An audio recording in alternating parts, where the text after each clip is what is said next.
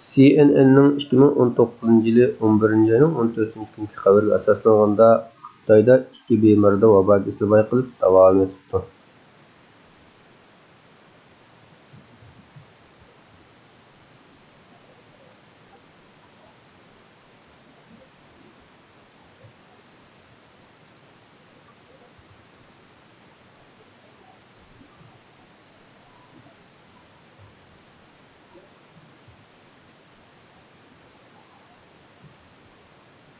Bu qatimqisi bu vabo kasalining, ya'ni insoniyat tarixida qora o'limga sabab bo'lib, O'rta asr Yevropasida tarqalgan 50 million odamning o'z vaqtida Yevropa nüfusining 60%. O'limga sabab bo'lgan bu kasalning Xitoyda bu yilga tava ikkinchi qatim bayqalishi ekan. 5-oyda bir juft Mo'ng'ul ayol bu kasal sababidan o'lib ketgan ekan.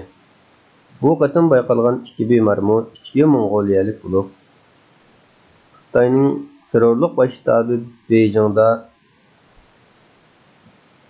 doktorlar tarafidan diagnoz qo'yilgandan keyin Beyjingning Chaoyang rayonida davolanmoqda. Aloqador doiralar kasalning tarqalishini kontrol qilish uchun qattiq kutilganligini ifodalagan.